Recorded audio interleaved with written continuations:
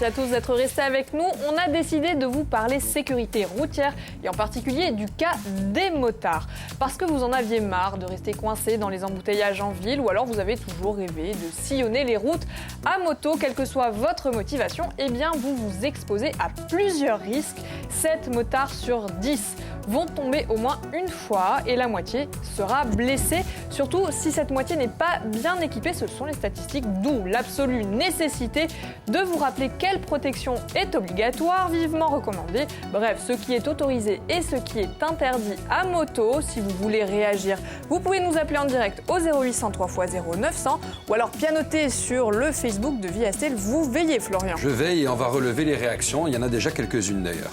Et vous avez donc le poste sous les yeux ? J'ai le poste sous les yeux, il est là. Il est là.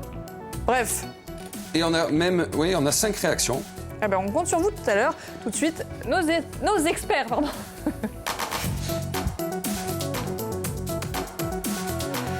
Alors, à côté de vous, Florian, nous avons Valère Duche. Bonjour Valère. Bonjour. Vous êtes chargé de mission de roues motorisées à la DDTM, Direction départementale des territoires et de la mer. Et vous êtes plus communément appelé Monsieur Moto. C'est exact. À côté de vous, Lionel Bressé, bonjour. Bonjour. Vous êtes chef d'escadron de gendarmerie. Vous êtes également conseiller sécurité routière du général commandant de la région de gendarmerie Corse. Waouh, c'est long. Oui, mais c'est exact, je ne vais pas tromper. C'est une grande tâche, c'est long, non, vous n'avez pas trompé. Ça, c'est un titre, ça. N'est-ce pas ? Ça pose les bases. Alors, vous êtes là, évidemment, pour nous parler de la sécurité des motards. Mais avant d'en revenir à l'actu qui fait râler les motards, c'est-à-dire cet équipement obligatoire, donc les gants, on est allé à la rencontre des passants pour savoir ce que eux pensaient des motards et de leur sécurité. On écoute. À votre avis, comment on pourrait faire pour qu'il y ait plus de sécurité envers les deux roues ? C'est une question je pense, c'est une question de savoir-vivre, hein, tout simplement. Moto, il vous double dans le tunnel. J'ai fini 3 jours avant la fin de l'année aux urgences. Bon, on peut mettre un casque, on peut mettre des gants, on peut tout faire, mais c'est une question de comportement. Ils se sentent plus forts en moto. On parle du casque intégral pour les deux roues. Qu'est-ce que vous... Pour ceux qui sont véhiculés, oui, avec les moteurs, oui, bien sûr. Ah oui, bien sûr. Moi, je pense que c'est une bonne solution. Comme ça, même s'il y a des petits dérapages ou des petits accrochages, il n'y a pas de grands dommages corporels. Donc, je pense que ça peut être le cas, ça peut être bien. Chacun voit maintenant la possibilité de pouvoir faire quelque chose. Mais moi, je me pose la question, quoi d'autre ? Alors quoi d'autre ? Peut-être bien s'équiper pour commencer. Et messieurs, l'actu qui a fait râler les motards, c'est que depuis le 20 novembre 2016, il est obligatoire de porter des gants. Oui, c'est exact. Alors, quel type de gants ? Alors, Est-ce qu'il faut qu'ils soient coqués ? non, il faut qu'ils répondent aux normes CE, voilà, comme celui-ci. Donc la fameuse étiquette à ne pas couper. Voilà, fameuse étiquette à ne pas couper. Alors, ce qui a fait râler les motards, c'est ce petit logo où on voit la moto dessus. Voilà. Et pourquoi ? Eh bien, parce qu'il y a eu une mauvaise interprétation. Les gants doivent être juste CE. C'est tout, norme CE. C'est tout ce qui est demandé. Ah d'accord, la Pas petite... coquet. Alors, la petite... il était sorti une affiche, justement, où on voyait le gant avec la norme CE et le petit logo motard. Et ça fait monter au créneau. Il y a eu des verbalisations abusives sur le continent et ça fait monter les... D'accord. Voilà. Dans les tours, très bien. Voilà. Donc, alors, si on roule à moto sans ces gants, qu'est-ce qu'on risque ? Donc, ce qu'on va risquer, c'est les blessures à la main. Tout ce qui est blessure à la main. Donc, des brûlures, tout ça. Donc ça, c'est en cas de chute, En bien cas évidemment. de chute, voilà. Mais Lionel, si on ne chute pas, mais qu'on est contrôlé sans ces gants. Oui, donc ça, au niveau du contrôle, actuellement, nous, on est sur une verbalisation intelligente. Quand je dis ça, c'est qu'on a décidé de passer par des opérations de prévention avant de verbaliser cette absence de gants par les motards. C'est une infraction qui vous en coûtera 1 point sur le permis de conduire et 68 € d'amende. Alors, c'est valable pour le conducteur et éventuellement pour le passager. Pour le passager, ça c'est très important, il faut le souligner parce que l'équipage doit être équipé de gants. Donc on est toujours dans une approche pédagogique pour le moment, avant de sévir, avant de punir. Pourquoi cette nouvelle obligation relative à l'équipement de protection? Certains disent c'est pour se faire encore de l'argent sur le dos des motards, ou on voudrait petit à petit arriver à une protection intégrale. Ouais, je pense sincèrement qu'il faut augmenter la panoplie de sécurité du motard et donc il faut continuer de progresser dans le port des équipements de sécurité. Chacun sait que quand on conduit une moto, on n'est pas protégé par des portières, par des ceintures de sécurité, que souvent on va au résultat et le résultat n'est pas toujours fameux, quoi. Oui. Donc il faut vraiment progresser là-dessus. Alors sur Facebook, il y a Fender Corsica qui nous dit « J'ai mes gants depuis 2009, pas de logo CE dessus. Existait-il seulement à l'époque? Ce logo est une arnaque pour inciter à en racheter. D'ailleurs, ce n'est qu'une déclaration de conformité portée par le fabricant et non un gage de qualité suite à des tests. » Alors lui, c'est plutôt se faire de l'argent sur le dos des motards. Hein. Non, mais comme le commandant l'a dit, c'est de la prévention et ils sont pédagogiques quand même. Hein. Alors, Valère, ce que vous nous avez quand même souligné tout à l'heure, c'est que ça va éviter de se faire mal si on tombe. Oui. C'est quand même le plus important. Oui. Hein, et ça coûte très cher à la Sécu aussi et aux assurances. C'est donc presque une mesure de santé publique. Voilà. Vous avez une moto, vous? Non, je voulais quand j'étais petit, mes parents ont refusé. Et aujourd'hui, j'ai peur. Donc je ne monte pas en moto. C'est pas plus mal, vous avez raison. Par rapport à nos voisins européens, on est plutôt mauvais élèves, j'ai envie de dire. Oui, mauvais élèves, oui, on est un petit peu moins bien équipés. La loi n'est pas la même. Vous prenez en Allemagne aujourd'hui, si vous voulez vous assurer, votre moto, vous devez présenter les factures de votre équipement moto. Donc il faut déjà être équipé complètement. Donc ils ont déjà un temps d'avance sur nous. Donc les premiers de la classe, les Allemands? Les Belges aussi, puisque depuis le 1er septembre 2011 en Belgique, ils ont cette obligation de complètement s'équiper de la tête aux pieds pour piloter une moto, quoi. Et les bons derniers? Les bons derniers, on ne va pas dire ça comme ça, mais on a encore besoin de progresser dans les mentalités.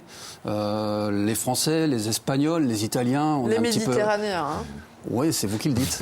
C'est vous qui le dites. Qui ont tendance donc, on le voit là, à faire de la moto en short, voire en tongs. Une excellente idée, ça. Hein. C'est pas une très bonne idée, mais c'est pour ça qu'il faut vraiment progresser et il faut vraiment aller vers un équipement. Alors, il faut aller par étapes. Hein. On sait tous que c'est très compliqué. On peut peut-être pas imposer un équipement, uniforme à tout le monde suivant la cylindrée qu'on pilote. Ça, c'est des vraies questions. Oui. Mais il faut absolument qu'on s'améliore. Alors, ça n'est pas obligatoire, mais c'est vivement conseillé. Quel type d'équipement on peut porter quand on fait de la moto? On a le casque, principale protection du motard. Ça, c'est obligatoire. Un casque, ça peut être un jet, un intégral ou un modulable. Ce que vous appelez jet, c'est-à-dire, c'est ça. Il n'y a pas de protection, faciale sur le menton. Voilà. Pas ça. Est-ce qu'on en a un là? Non, on n'a que des mauvais élèves. Voilà. Donc, le casque, c'est obligatoire. Les gants, c'est obligatoire. En revanche, on peut porter un pantalon, un jean, c'est bien, dans l'idéal. Et des chaussures fermées, surtout l'été. Surtout l'été, voilà. Surtout l'été, c'est ce que je veux dire. Et oui, tout le monde se balade en tongs et forcément, c'est dangereux. Bien entendu, les gants aussi, hein, ne pas les oublier. Puisqu'on parle du casque, si vous êtes d'accord, donc il est obligatoire, mais il lui manque quelque chose. À celui-ci, d'ailleurs, ce n'est pas le seul. Qu'est-ce qu'il manque? Il manque les éléments réfléchissants qui doivent être apposés derrière, sur côté et devant. Ces éléments sont réfléchissants, c'est pour être vu la nuit. Donc là, sur l'arrière, je vous le passe. Bon. Alors on va le coller sur celui-là, ça sera on verra mieux. Donc il doit peut-être poser là, à l'arrière, sur côté, les deux côtés, et là devant. Ici, c'est pour être vu la nuit. En plus, le casque doit répondre aux normes CE. Alors celui-là, malheureusement, il ne répond plus aux normes CE puisqu'il n'a plus d'étiquette. L'étiquette a disparu. L'étiquette a disparu. Bon. Donc, en cas de contrôle, il se peut qu'il y ait Donc ne coupez pas vos étiquettes CE, même si c'est moche. Il se peut qu'il y ait des petits problèmes. Ça aide bien les forces de l'ordre pour reconnaître ce qui est homologué, ce qui ne l'est pas. Sachez que pour passer un permis de conduire, l'examinateur, l'inspecteur du permis de conduire, va contrôler votre casque. Le casque. Et là, c'est refus. Le casque et les équipements. Pas de permis. Là, il ne pourra pas passer avec ce casque. Donc c'est fichu. Voilà. J'aimerais bien qu'on aborde rapidement ce qui est interdit à moto. Le téléphone dans le casque? Interdit. Les kits oreillettes, interdit. Tout appareil émettant du son à l'oreille est interdit, sauf pour les malentendants, bien entendu. Hein. Est-ce qu'on risque une amende si on se balade avec le téléphone coincé dans le Ouais, casque? tout à fait, c'est 135 € et un retrait de 3 points sur le permis de conduire pour les gens qui sont titulaires d'un permis de conduire. Et je crois que quand on voit aujourd'hui sur nos routes le nombre de personnes qui roulent avec soit le téléphone coincé là, dans les casques ou avec des oreillettes, il est bon de rappeler que c'est interdit. C'est interdit. Alors autre chose qu'on voit régulièrement, c'est la circulation interfile. Oui, c'est pareil. Alors, Sujet qui fâche. C'est pas un sujet qui fâche.